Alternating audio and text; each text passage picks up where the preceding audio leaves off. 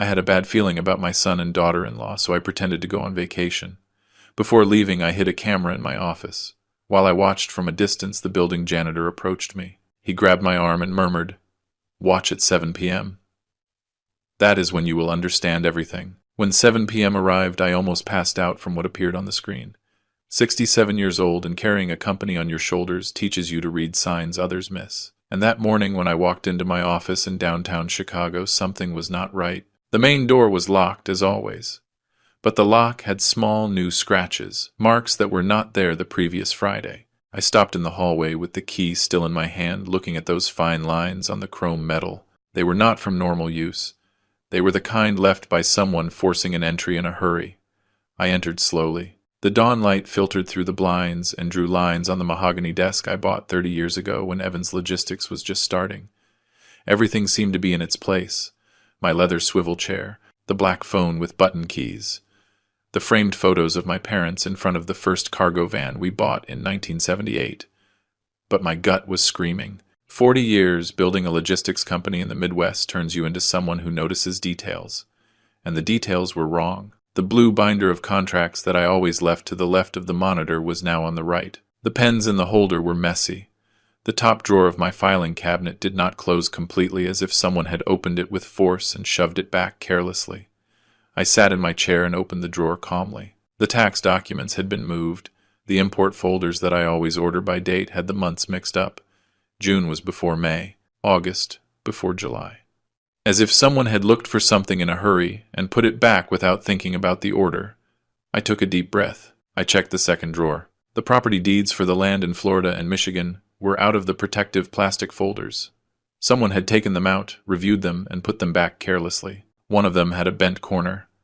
I never allow my important documents to be mistreated like that. I leaned back in the leather chair and looked at the ceiling. Who?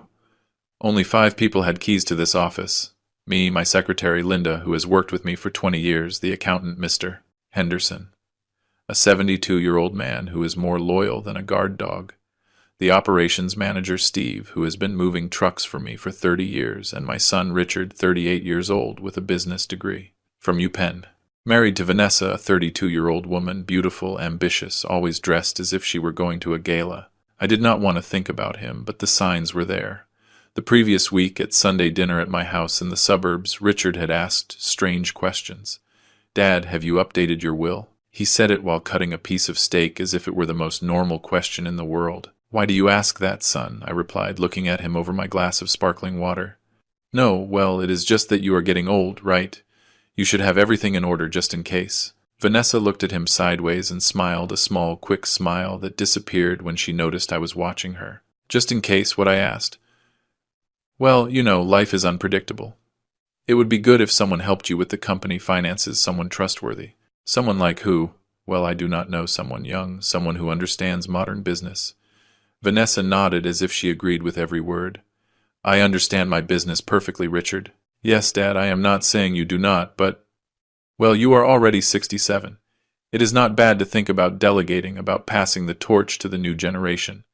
The new generation. What an elegant way of saying, "Step aside, old man." I said nothing else that night. I finished my steak, drank my coffee, and went to sleep, but the words kept spinning in my head like vultures over a wounded animal. And now, sitting in my office with the moved documents in front of me, the pieces began to come together. Someone had entered here. Someone had reviewed my contracts. Someone was planning something. And that someone had access, knowledge, and motives. I got up and walked to the window. From the 12th floor of the building, I could see the entire downtown skyline. Evans Logistics trucks passed every 20 minutes, taking merchandise to New York, to Nashville, to the border. 40 years building this. 40 years waking up at 5 in the morning. 40 years solving problems, negotiating with difficult clients, surviving economic crises. And now someone wanted to take it away from me. I took out my cell phone and dialed a number. "Hello," answered a raspy voice. "Roger, this is Arthur Evans. I need to speak with you." Roger was the building janitor, a 60-year-old man, thin with a white mustache and eyes that missed nothing. He had been taking care of the building for 15 years. He knew every person who entered and left. He knew who arrived early, who left late, who brought suspicious visitors. "Tell me, Mr. Evans, how can I help you?" "Have you seen strange movements in my office?" Anyone entering after hours? There was a silence on the other end of the line. Come to the security booth, Mr. Evans. We can talk better there.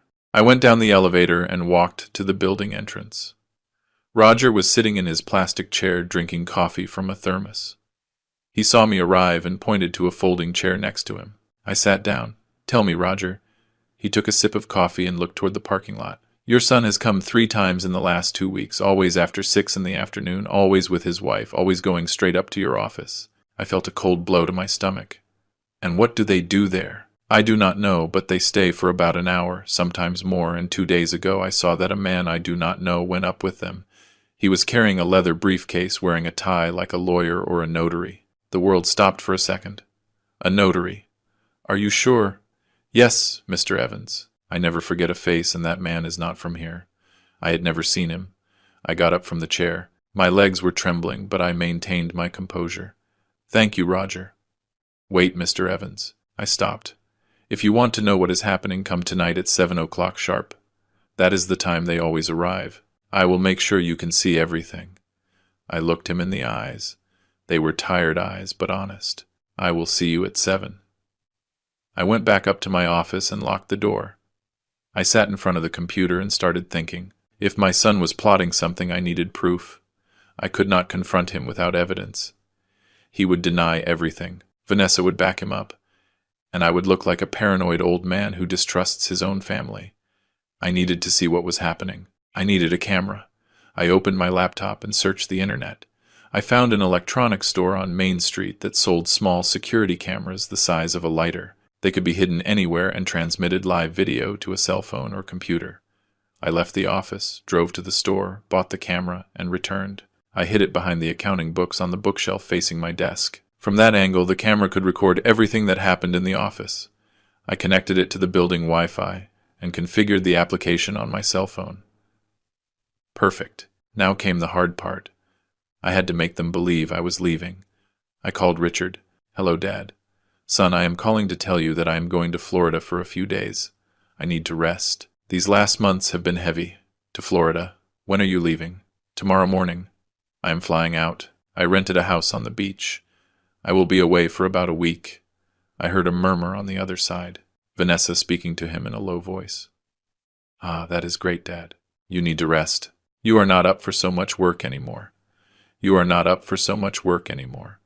Every word was a knife. Yes, son. I am not up for so much work anymore. That is why I am going to rest. Perfect. Enjoy, Dad. And do not worry about anything. I will take care of the company. Of course. You take care of everything. I hung up the phone and breathed deeply. The next day I left the building with a suitcase in my hand.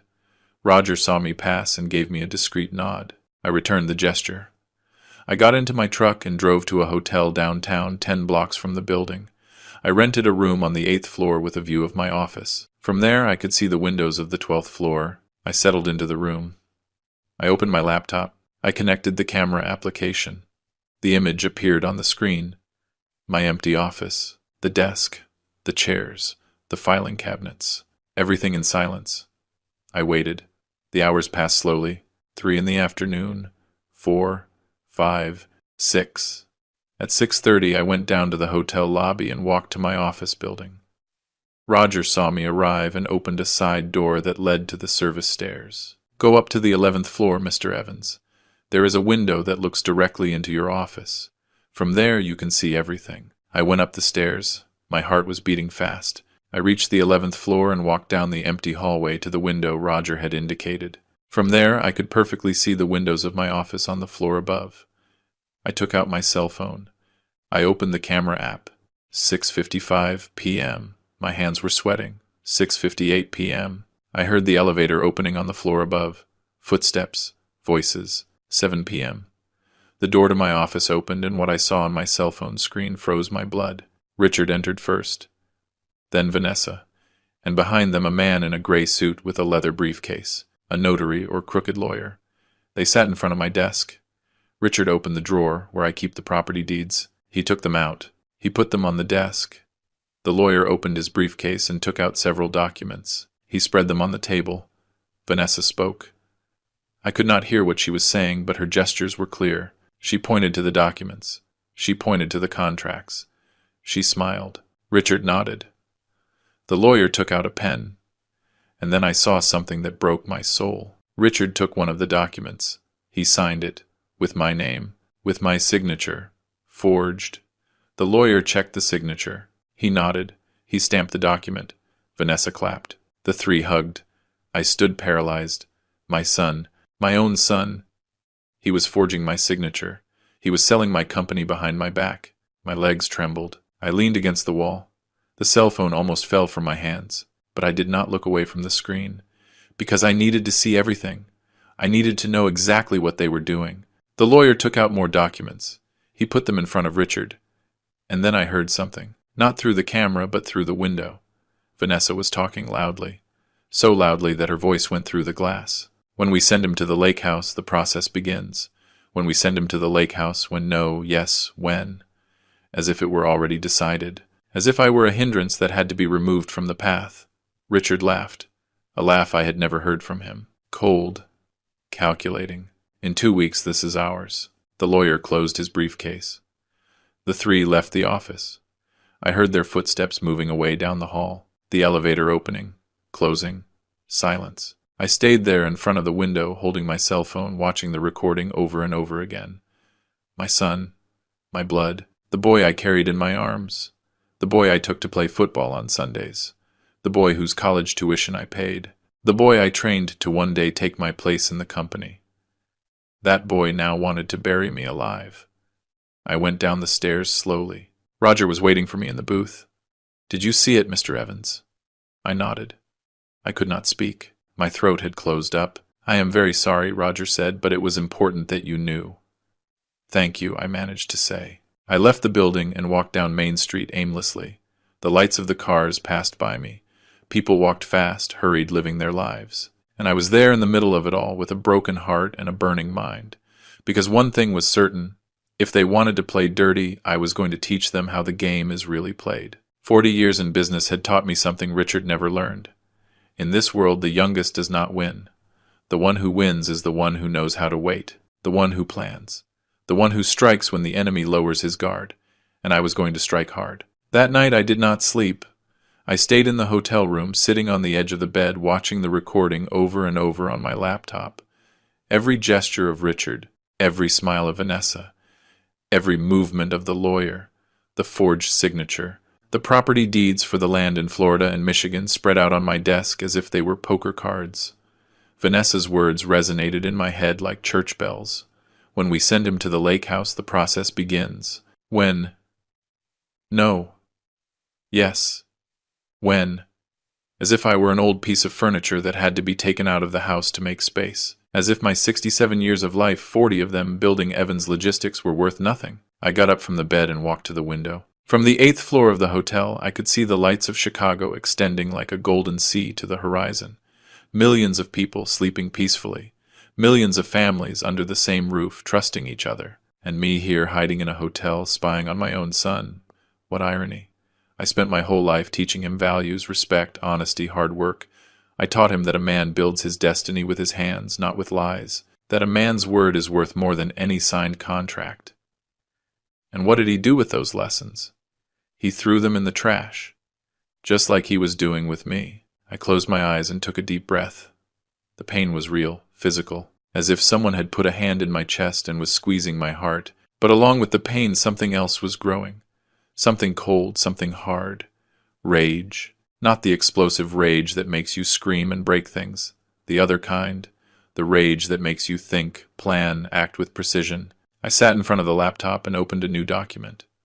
I started writing everything I knew. Facts. Richard and Vanessa entered my office 3 times in the last 2 weeks. They brought a lawyer. Richard forged my signature on legal documents. They are planning to take control of the company. The plan includes sending me to the lake house to start the process. They mentioned a deadline. 2 weeks. Questions. What documents did Richard sign? Who is the accomplice lawyer? Who are they planning to sell the company to? How do they plan to legally justify the transfer? What does sending him to the lake house mean? That last question gave me chills. It could not be literal. Or could it? Were they planning to do something to me? No. I knew Richard. He was ambitious, treacherous, a liar, but he was not that. Or was he? Did I really know my son, or had I been living with a stranger all these years? I closed the laptop and took my cell phone. I searched my contacts until I found the name I needed. Attorney George Miller. My lawyer. One of the best corporate lawyers in the state. 62 years old. Silver hair. Italian suits. A mind sharp as a razor. I had known him for 30 years. He had handled all the important contracts for Evans Logistics. He knew every detail of the legal structure of my company. If anyone could help me, it was him. But it was 2 in the morning. I could not call him now. I would have to wait until dawn. I lay in bed, but I could not close my eyes. Every time I tried, I saw Richard's face signing those documents, Vanessa's face clapping, the lawyer's face stamping the betrayal. At 6 in the morning, I got up, showered, and dressed in one of my gray suits. If I was going to face this, I would do it like the businessman I am, not like a victim. At 8 o'clock sharp, I called George. "Hello," he answered with his deep and deliberate voice. "George, this is Arthur Evans. I need to see you urgently." There was a pause. "What happened, Arthur? I cannot talk about it on the phone. We can meet at your office." "Sure. What time?" "Can you do it now?" Another pause. "Give me an hour. I will see you at 9. I will be there." I hung up. I left the hotel and walked 3 blocks to a diner I have known for 20 years. I ordered a black coffee and some eggs. I was not hungry, but I needed to eat something. My stomach burned from pure tension. At 10 to 9, I arrived at the building where George has his office. 15th floor office with a view of the river. His secretary recognized me immediately. "Mr. Evans, please go in. The attorney is waiting for you." I entered the office. George was sitting behind his dark wood desk, reading some documents. He looked up and motioned for me to sit. "You look terrible, Arthur." "I feel worse. What happened?" I took out my cell phone, opened the camera app, and showed him the recording. George put on his glasses and watched the screen in silence. 2 minutes. 3. 5. When it finished, he took off his glasses and leaned back in his chair. "This is fraud.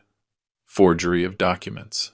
And if what they plan involves declaring you mentally incapacitated to take control of your assets, it is also elder financial abuse." "How serious is it?" "Very serious. We are talking about federal crimes. They could go to prison." I felt a knot in my stomach. Prison. My son. In prison. George looked at me fixedly. "But before we get to that, we need to understand exactly what they are planning. I need to see the documents he signed. I need to know who that lawyer is. And I need to know who they are selling the company to." "How do we find that out?" "By letting them continue." I looked at him without understanding. "What?"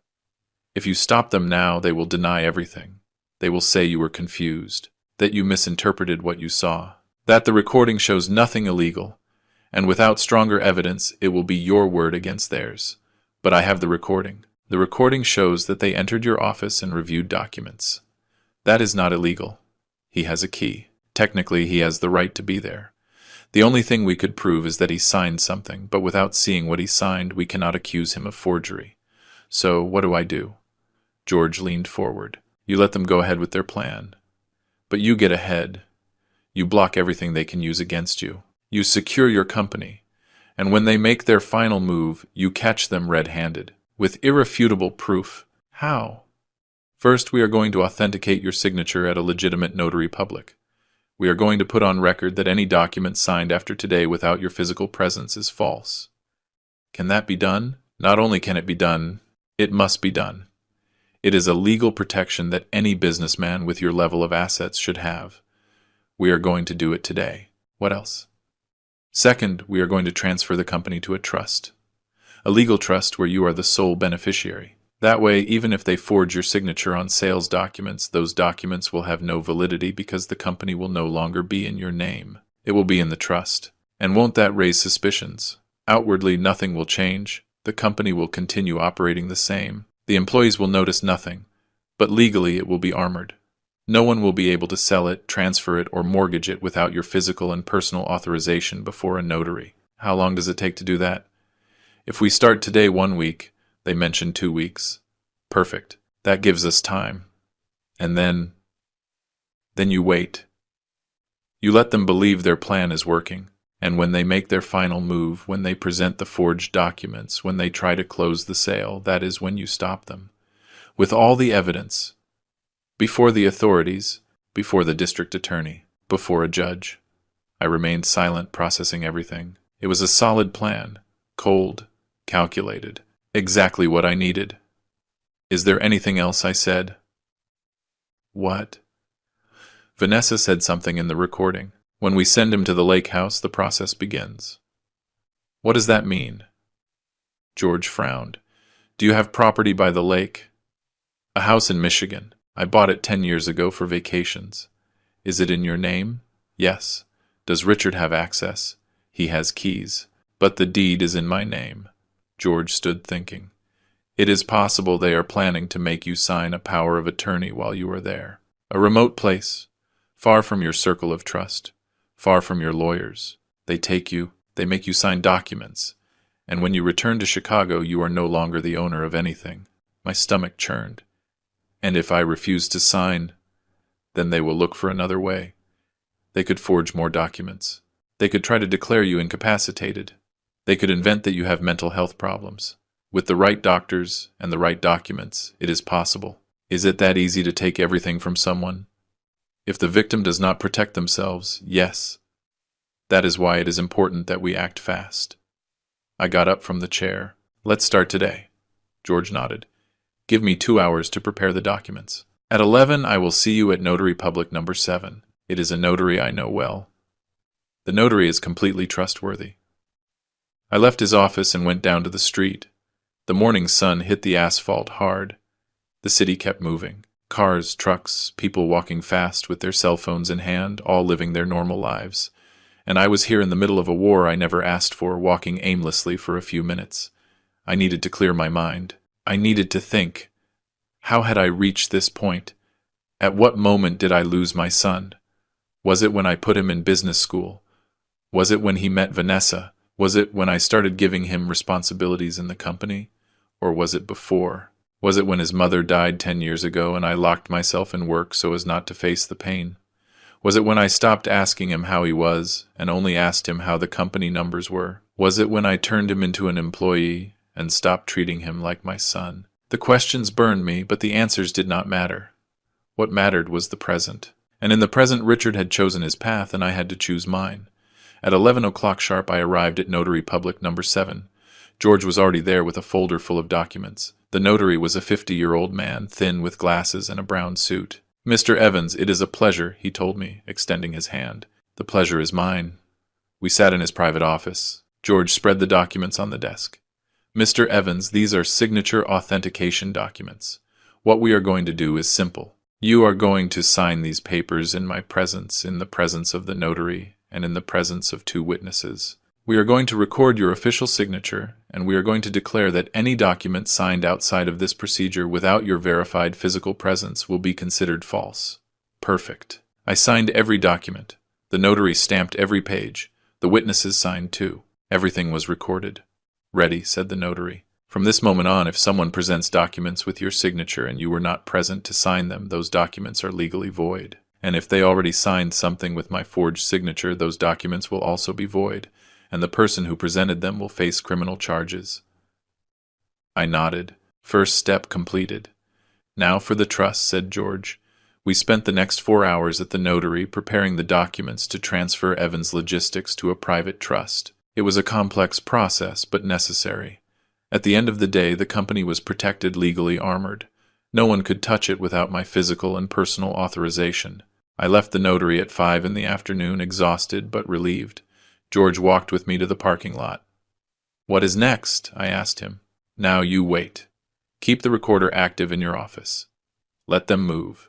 Let them believe everything is going according to their plan. And when they make their final play, you stop them. And if they try something before, they won't. They mentioned 2 weeks. That means they are waiting for the right moment. They are probably waiting for the buyer to arrive, for the money to come together, for everything to be ready to close the operation. And who can be the buyer? That is what you have to find out. Do you have competitors who have shown interest in buying your company? I thought for a moment. Yes, Pacific Freight, a company from out of state. They have been trying to expand into the Midwest for years. They have made me offers before, but I have always rejected them. Do you know the owner? Yes, his name is Howard Stone, an ambitious guy without scruples. Do you think he would be willing to participate in something like this? If it suits him, yes. Then it is probable that he is the buyer. Investigate discreetly without raising suspicions. How? You have contacts in the industry, don't you? Yes. Use them. Ask if anyone has heard rumors that Pacific Freight is about to make a big acquisition. If the answer is yes, then we will know the plan is underway. I nodded. Anything else? Yes. Keep your distance from Richard. Do not confront him. Do not show suspicions. Act normal as if nothing were happening. That is going to be difficult, I know, but it is necessary. If he feels you discovered him, he will change strategy and we will lose the opportunity to catch him. Understood? George put a hand on my shoulder. I know this is difficult, Arthur, but you are doing the right thing. What Richard is doing is not only illegal, it is a betrayal, and betrayals are not forgiven. They are punished. I stayed looking George in the eyes. He is my son. I know. If I go ahead with this, I will lose my only son. You already lost him, Arthur. A long time ago. Now you are just protecting what is yours. The words fell on me like stones, but they were true. Thank you, George. That is what we are here for. I will call you tomorrow to review how things are going. We said goodbye. I got into my truck and drove back to the hotel. That night before sleeping, I watched the recording again, and this time, instead of pain, I felt something different. Clarity. Determination. If Richard wanted to play, I was going to play, but with my rules. And in this game I had 40 years of experience while he was just learning. Bad luck for him. The following days were a mix of surveillance and preparation. I kept the camera active in my office, checking the recording every night. Richard returned 2 more times. Always with Vanessa. Always reviewing documents. Always speaking in a low voice, like conspirators. One night I heard them mention a figure. $2 million. The sale price. My company. 40 years of work. Valued at $2 million. I felt like laughing. Evans Logistics was worth triple that. But they were so desperate to close the deal that they were giving the company away. Idiots. Meanwhile, I did my own investigations. I called Manuel, an old friend who has a courier company in Detroit. He knows everyone in the Transport Guild. Hey, Manuel, have you heard anything about Pacific Freight? What do you want to know? If they are about to make any big acquisition. There was a pause. Well, yes. I heard Howard Stone is looking to enter the Chicago market. They say he already has a closed deal, that he is going to buy a big company. My stomach turned. Do you know which company? They did not tell me. But by the size of the operation, it can only be one of 3. And one of those is you. When does the deal close? I do not know, but soon. In the next few weeks, from what I heard. Thank you, Manuel. Is everything okay, Arthur? Yes, everything is okay. Just curiosity. I hung up. Confirmed. Howard Stone was the buyer. Richard was selling him my company below the real price, and he was probably keeping a commission. How convenient. 1 week after my meeting with George, I received a call from Richard. Dad, are you back from Florida? Yes, son, I arrived yesterday. That is good. Hey, I need to speak with you. Can we have lunch tomorrow? My heart skipped a beat. Here it came. Sure, son, where? At the steakhouse at 2. I will be there. I hung up. I called George immediately. He wants to speak with me. Perfect. That means he is ready to make his move. Go to the lunch, listen to what he has to say. But do not sign anything under any circumstances. And if he insists, tell him you need to think about it, that you need to review the papers with your lawyer. Buy time and record the conversation. Record. Yes, with your cell phone. Activate the voice recorder and leave it in your pocket. We need evidence of what he is going to propose to you. Understood. The next day I arrived at the steakhouse at 2 o'clock sharp. Richard was already there, sitting at a table by the window. Alone. Without Vanessa. I approached. Hi, son. Hi, Dad. Sit down. I sat in front of him. Before doing so, I took out my cell phone, activated the voice recorder, and left it in the pocket of my jacket. How was Florida? He asked. Good, relaxing. You look better, more rested. Thank you. The waiter arrived. We ordered food. We waited for him to leave. Richard took a sip of water and looked me straight in the eyes. Dad, I need to speak with you about something important. Tell me. I have been thinking a lot about the future of the company, and I think the time has come to make some changes. What kind of changes? Structural changes of direction of ownership. There it was. Explain yourself. Dad, you have worked all your life. You deserve to rest, to enjoy what you built. But the company needs new blood. It needs someone to take it to the next level. And that someone is you. Not necessarily. I stayed silent. Dad, I have received an offer, a very good offer from a company that wants to buy Evans Logistics. Who? Pacific Freight. There it was. Confirmed. Howard Stone. Yes. How much is he offering?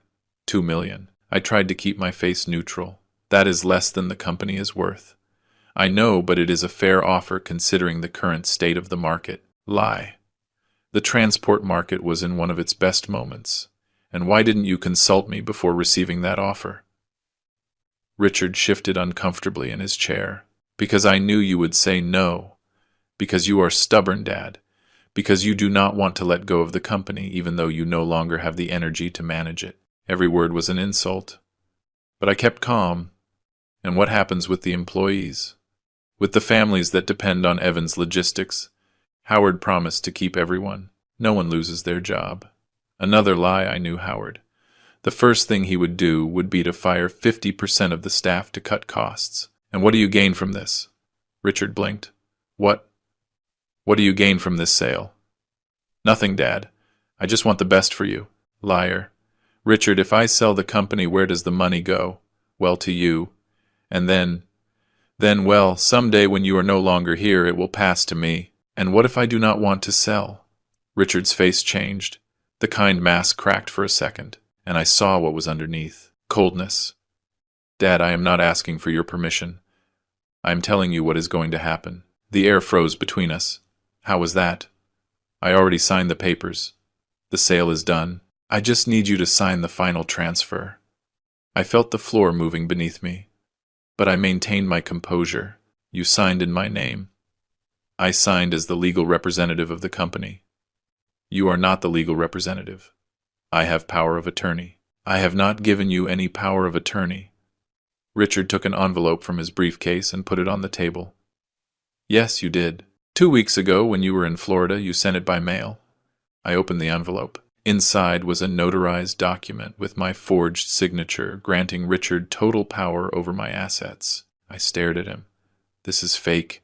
It is not fake. It is certified by a notary. Which notary? That does not matter. It does matter. Because that notary is going to end up in jail along with you. Richard laughed. A dry laugh. Without humor. You are not going to do anything, Dad. Because if you try to fight this, I am going to declare you incapacitated. I am going to bring doctors to certify that you are no longer right in the head, that you suffer from dementia, that you cannot handle your own affairs. I remained silent, processing, assimilating. My son was threatening me, openly, shamelessly. This is what is going to happen, continued Richard. You are going to sign the final transfer.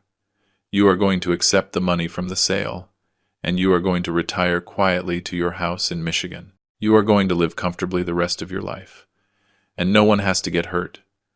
And if I refuse, then things get ugly. And believe me, Dad, you do not want things to get ugly. I looked him in the eyes, and I saw a stranger. Who are you? Richard got up from the chair. I am the future, and you are the past. The faster you accept it, the better for everyone. He left $100 on the table to pay for the food, and he left. I stayed sitting there, alone, with the envelope in my hands. The cell phone kept recording in my pocket. Everything, every word, every threat, every confession. I took out the cell phone and stopped the recording. I saved it. I backed it up to the cloud, and I called George. He already made his move. What happened? I told him everything. When I finished, George whistled low. This is better than I expected. Better. He just confessed everything to you. He just threatened you. And you have it recorded. This is enough to sue him criminally. What is next? Now we wait. He thinks he won. That he scared you. That you are going to sign. But you are not going to do anything. And when he presents the fake documents to close the sale, that is when we catch him. When will that be? Soon. Very soon. If he already signed the preliminary papers, the closing must be days away.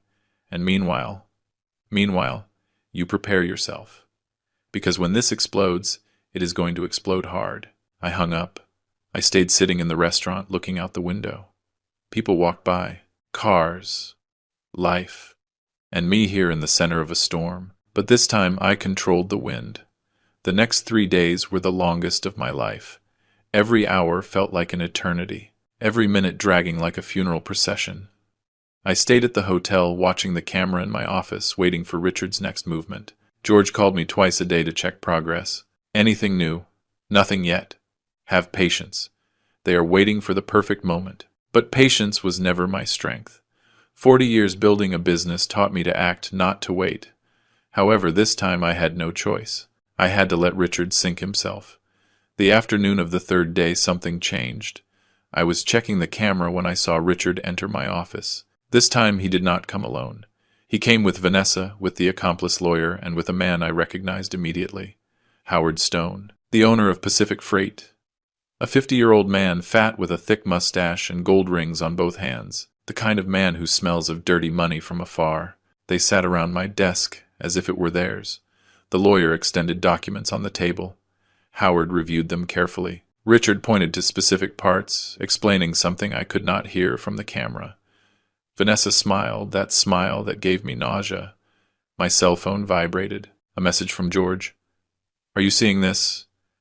I had given him access to the live stream of the camera. Yes, I replied. That is Howard Stone, right? Yes. Perfect, they are closing the deal. This is what we needed. What do I do? Nothing. Just watch. And record everything. I left the cell phone aside and concentrated on my laptop screen. Howard took a pen from his jacket. He signed several documents. The lawyer stamped every page. Richard signed after. With my name. With my forged signature. Again and again and again. Every signature was a blow to the stomach, but I forced myself to keep watching. I needed to see everything. I needed to know exactly what they were doing. After signing, Howard took a thick envelope from his briefcase. He opened it. Inside were bundles of bills. He put them on the desk. Richard counted them quickly. He nodded. Howard extended his hand. They shook hands. And just like that, in less than 20 minutes, my company had been sold. 40 years of work, sold as if they were a used car. I felt like I was running out of air. I got up from the chair and walked to the hotel window. I opened the window wide and breathed deep. The fresh afternoon air hit my face. I closed my eyes. I counted to 10. I breathed again. And when I opened my eyes, the rage had turned into something different. Into determination. Into absolute clarity. Now I had everything I needed. I called George. I have it all recorded. Perfect. Download the video. Save it in 3 different places. Cloud, hard drive, USB drive. We cannot risk losing it. Understood. Now comes the hard part. What part? Tomorrow they are going to present the signed documents before the corresponding authorities to make the property transfer official. They are going to go to the recorder of deeds. They are going to register the sale. And at that moment, you are going to appear. Appear. Yes, with all the documents we prepared. With the recordings. With the proofs of forgery. And with a criminal complaint. A complaint. Yes, Arthur. This is no longer a civil matter. It is criminal. Fraud. Forgery of documents. Asset theft. Your son is going to face criminal charges. The words fell on me like stones. Criminal charges. My son. George, I just want to recover my company. I know. But the law does not work like that. If you present the evidence, the authorities have the obligation to act. You cannot report only the part that suits you. It is all or nothing.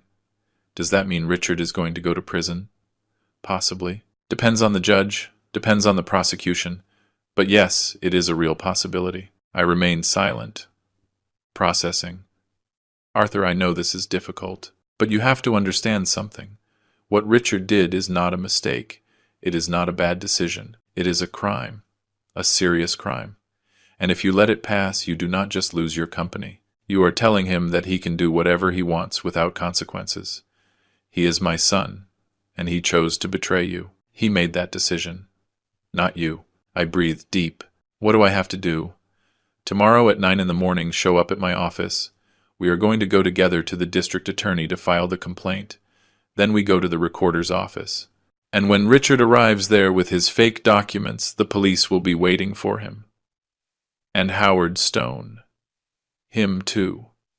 If he participated in the purchase knowing that the documents were fake, he is an accomplice. He faces the same charges.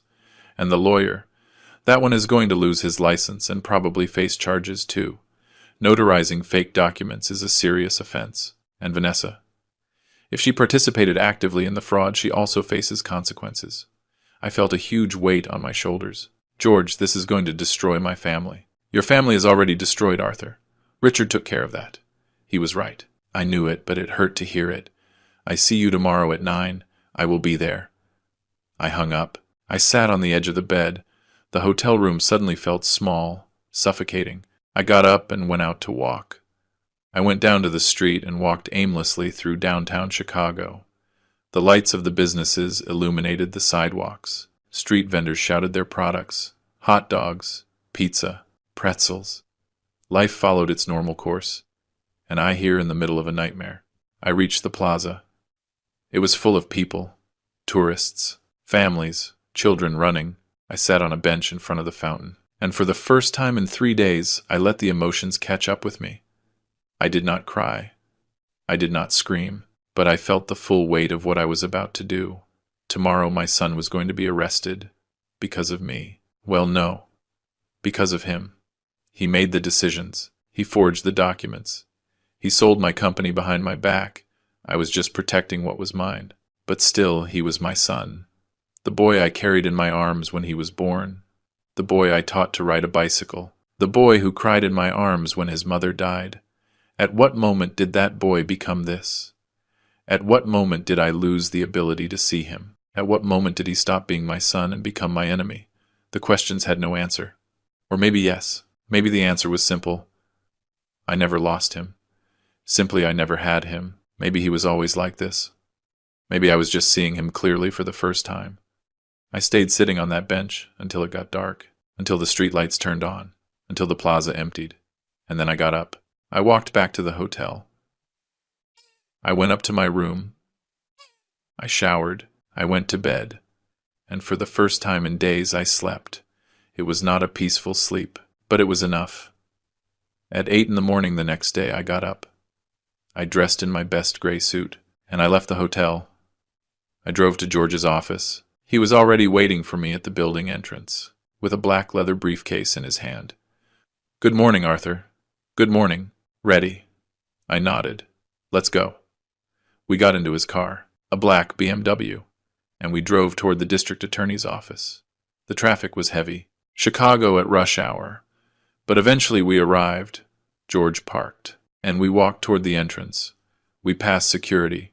We went up to the 3rd floor. We entered an office where a secretary received us. "Good morning." "Are we here to file a complaint?"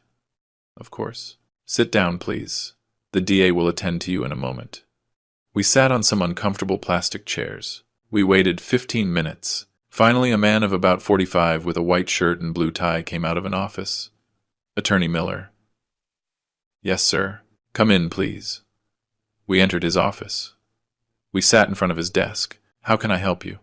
George opened his briefcase and took out all the documents, the recordings, the proofs of signature forgery, the trust documents, the notary authentications, the hidden camera video. He put everything on the desk.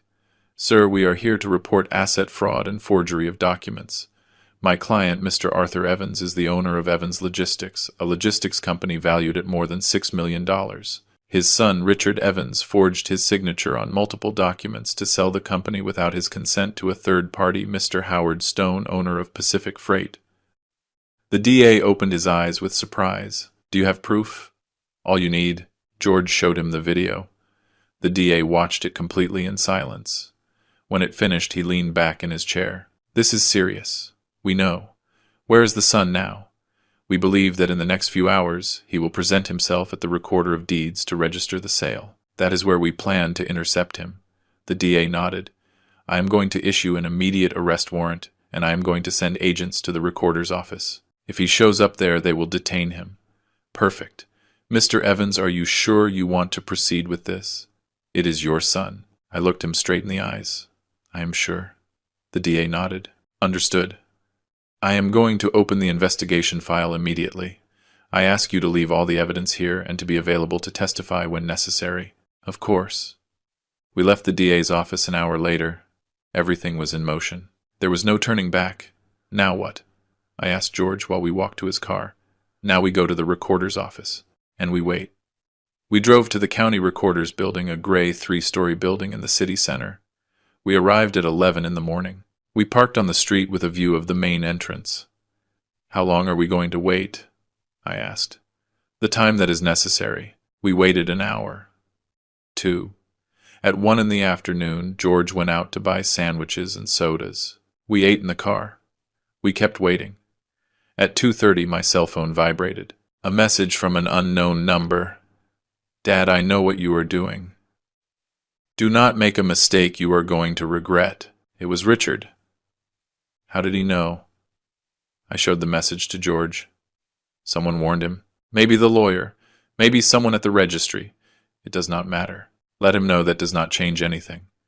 Do you think he will come? I do not know.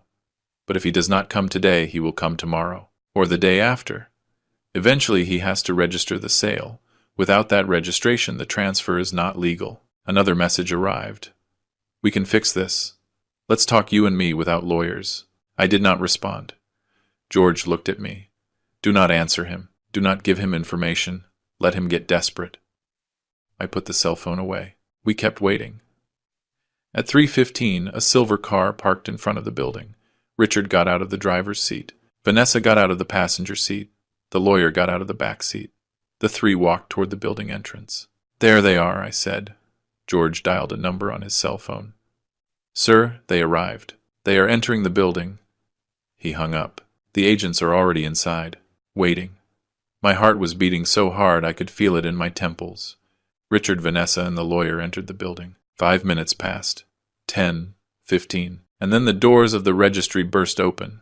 2 police officers came out, with Richard in handcuffs, with the lawyer in handcuffs. Vanessa walked behind, also in handcuffs. The 3 were screaming. Richard struggled. This is a mistake. Let me go. I am innocent. Vanessa was crying. We did nothing wrong. This is abuse. The lawyer said nothing. He just walked with his head down, defeated. They put them in a patrol car. The patrol car took off. They were gone, and I stayed there sitting in George's car watching them take my son away. My hands were trembling, my stomach burned, my throat closed up. Are you okay? Asked George. I did not respond. I could not. Arthur, breathe. I breathed. Once, twice, 3 times. Slowly the trembling calmed down. You did the right thing, said George. I nodded. I know. But knowing I did the right thing did not make it hurt less. That night I returned to the hotel. But I could not stay in the room. The space felt too small, too silent. I went out to walk again.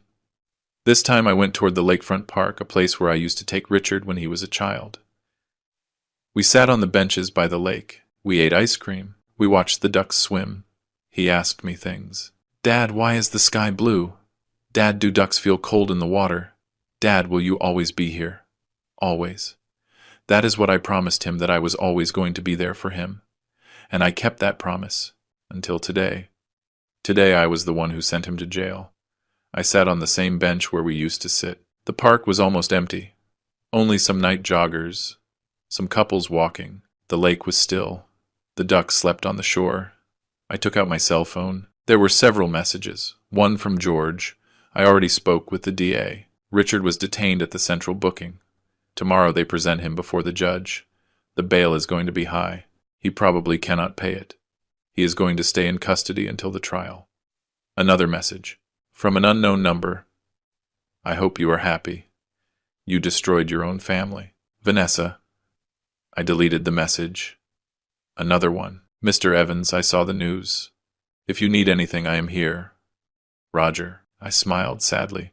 Roger. The janitor who warned me. The man who helped me see the truth.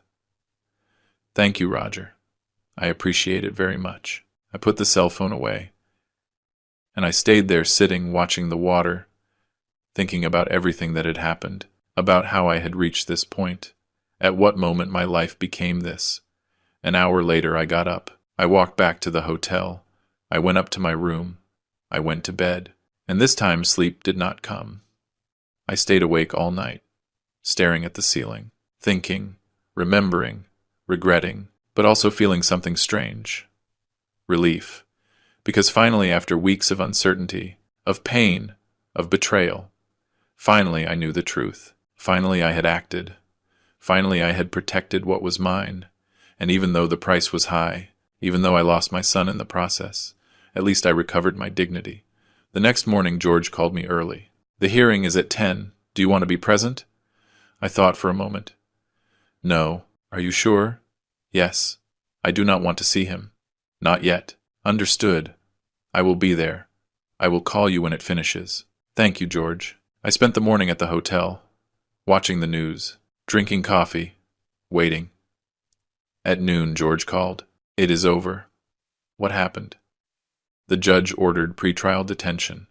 Richard is going to stay in the Metropolitan Detention Center until the trial. The bail was $500,000. Vanessa tried to pay it, but she does not have the money. The lawyer was also detained, and they issued an arrest warrant for Howard Stone. They are going to arrest him in the next few hours. How long will the trial last?" "Months, maybe a year. Depends on how long the processes drag out. And the company is still yours. The trust worked. All the documents Richard signed are void. Howard has no right over Evans Logistics. Everything returns to you." I breathed deep. "Thank you, George." "You do not have to thank me. You did the right thing, Arthur. The hard thing, but the right thing." I hung up. I sat on the edge of the bed, and for the first time in weeks I felt something resembling peace. It was not happiness. It was not joy. It was simply the absence of fear, the absence of uncertainty. I knew what was coming. I knew the next months were going to be difficult, that there would be trials, statements, press scandals, but I also knew I had done the right thing. I had protected what was mine. I had defended my legacy, and although I lost my son, at least I did not lose my dignity. 3 months after the arrest, I returned to my office. The same office on the 12th floor with a view of downtown. The same one where Richard betrayed me. But now it was different. I changed the locks. I removed the hidden camera. I rearranged the furniture. I hired a new manager to replace Richard. A 50-year-old man, experienced, loyal. Someone who understood that trust is earned with actions, not with words. Evans Logistics kept operating. The trucks kept rolling. The routes kept working. The employees kept working. Life continued. But I had changed. I was no longer the same man who pretended to go on vacation months ago. That man trusted too much. That man believed that blood was stronger than anything. That man was wrong. I learned something in these months. I learned that family is not defined by blood. It is defined by actions, by loyalty, by respect. And Richard lost all that the day he decided to forge my signature. The trial advanced slowly. As George had predicted, Richard's lawyers tried to drag it out as much as possible. Appeals, motions, legal technicalities. But the evidence was overwhelming. The recordings, the forged documents, the testimonies. Roger testified. The DA presented everything before the judge, and little by little Richard's options ran out. Vanessa tried to visit me twice. The first time she arrived at my house in the suburbs crying, she knocked on the door. My housekeeper, Mrs. Higgins, let me know. "Mr. Evans, Mrs. Vanessa is at the door. Tell her I am not here." "But Mr. Evans, she says she needs to speak with you." "I do not care." "Tell her I am not here." Mrs. Higgins went down and gave her the message. I heard Vanessa scream from upstairs. "I know you are there. Coward. You destroyed your own son." I closed my bedroom window. I had nothing to say to her. The second time she waited for me outside my office building. When I went out to the parking lot, she approached me. "Mr. Evans, please let's talk. We have nothing to talk about. Richard is your son, your only son. How can you do this to him?" I stopped. I looked her straight in the eyes. "I did not do anything to him. He did it to himself." "But you sent him to jail. He stole from me, forged my signature. He tried to take everything I built in 40 years. What did you expect me to do? Let him get away with it. He is your son. Not anymore." The words came out colder than I expected, but they were true. Vanessa stayed silent. Tears ran down her cheeks. "You are a terrible man. Maybe. But I am a man who protects what is his." I got into my truck and drove away. I never saw her again after that. 4 months after the arrest, the day of the verdict arrived. George called me early. Today is the day, Arthur. The judge is going to give his sentence. How much do you think they will give him? With all the evidence, between 5 and 10 years. 5 and 10 years. My son, in prison, for 5 to 10 years. Are you going to go? Asked George. No. Arthur, it is the verdict. You should be there. I do not want to see him. It is okay. I understand. I spent the day in my office, working, reviewing contracts, speaking with clients, doing what I always did, keeping busy so as not to think. At 5 in the afternoon, George called. The verdict is out. I breathed deep. Tell me. 8 years, for fraud and forgery of documents. The lawyer received 6 years, and Howard Stone 7. 8 years. My son was going to spend 8 years in prison. And Vanessa, she reached a plea deal. She testified against Richard in exchange for a reduced sentence. 2 years in prison with the possibility of probation. She betrayed him, just like he betrayed me. How ironic. How did Richard take it? Badly. Very badly, he screamed. He blamed everyone. He blamed you. He blamed Vanessa. He blamed the judge, but in the end they took him away. I remained silent, processing. Arthur, are you there? Yes. Are you okay? Yes. Lie? I was not okay, but I was going to be. Thank you for everything, George. That is what we are here for. If you need anything, call me. I hung up. I sat in my chair looking out the window. The sun was setting behind the buildings. The city lights were starting to turn on. And me here alone, feeling the weight of everything, but also feeling something else. Relief. Justice. Closure. I got up from the chair. I turned off the office lights. I locked the door, and I went down to the parking lot. I got into my truck and drove aimlessly. I did not want to go home yet. I did not want to be anywhere familiar, so I drove to the outskirts of Chicago, toward the highway that leads to the lake. I parked by the water. I got out of the truck. I walked to the shore. The water was calm. The sky was clear. The stars began to appear. I sat on a rock, and for the first time in months I let it all out. The tears, the pain, the sadness, everything I had been keeping inside. I cried, not like a defeated man, but like a man who had carried too much for too long, and finally could let go. I do not know how long I was there. Maybe an hour, maybe more. But when I finally got up, something had changed. The weight was still there, but it was lighter. I drove back home. When I arrived, Mrs. Higgins received me at the door. Mr. Evans, have you had dinner? No, Mrs. Higgins, but I am not hungry. I am going to prepare something light for you. You need to eat. I smiled. Thank you. I went up to my room. I took off my suit. I put on comfortable clothes. I went down to the kitchen. Mrs. Higgins had prepared chicken soup. I sat at the table. I ate slowly. And for the first time in months, the taste of food was not bitter. 1 year after the verdict, I received a letter from the state penitentiary. From Richard. I kept it in my desk without opening it for a week. I did not want to read it. I did not want to know what he had to say. But curiosity won. One night alone in my office, I opened the envelope. The letter was handwritten with shaky handwriting. Dad, I do not know if you are going to read this. I do not know if you care, but I need to write it. I have had a lot of time to think in here, a lot of time to reflect on what I did, on the decisions I took. And you are right. I did everything wrong. I betrayed you. I stole from you. I disrespected you. And the worst part is that I did it consciously. It was not a mistake. It was not an impulse. It was planned, calculated. And now I am paying the consequences. I am not writing to ask for forgiveness. I know I do not deserve it. I am not writing to ask you to get me out of here. I know you will not do it. I am writing because I need you to know something. It was worth it. Not the money, not the company, not the power. Your respect was worth it, and I lost it due to my own stupidity. I learned something in here, Dad. I learned that respect is not inherited. It is earned, and I never earned it. I only expected it. I expected that because I was your son, everything belonged to me. But it does not work like that, and now I understand. Late, very late, but I understand. I do not expect you to forgive me. I do not expect you to speak to me again. I expect nothing. I just want you to know that despite everything, I respect you, more than I ever respected you when I was outside. Take care, Dad. Richard. I folded the letter. I put it in my desk drawer. And I did not answer. Maybe someday I would, maybe not. But for now, I had nothing to say. Actions speak louder than words, and his actions said everything. Today, 2 years after all this, I am still at the head of Evans Logistics. The company grew. We opened new routes. We hired more staff. We bought more trucks. Everything Richard tried to destroy, I rebuilt, stronger than before. I still live in my house in the suburbs. I still work from my office on the 12th floor. I am still the same man, but different, wiser, more careful, more aware that trust is not given away. It is earned, and it is lost easily. Sometimes at night I think about Richard. I wonder how he is doing in prison.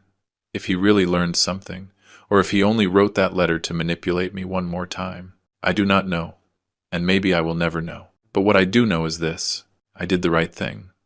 I protected what was mine. I defended my dignity, and even though the price was high, it was worth it. Because in this world, a man who does not defend what is his is not a man. He is a victim, and I refuse to be a victim. I learned that respect is not begged for, it is commanded, that family is not defined by blood, it is defined by loyalty, and that sometimes the hardest decision is the right one. If you are listening to this and you are going through something similar, I tell you something. Do not be afraid to defend what is yours. Do not be afraid to set boundaries, even if it is with your own family, because in the end, the only thing you really have is your dignity, and that no one can take away from you, unless you allow them to. I did not allow it, and you should not either. Thank you for listening to my story. I hope it serves you well, and remember, respect is earned, dignity is defended, and betrayal is paid for. Always. Thank you for joining me in this story. If it made you reflect, leave me a comment. I would like to know what you would have done in my place. And if you know someone who is going through something similar, share this story. Maybe it will help them make the right decision. See you in the next story. Take care. And take care of what is yours.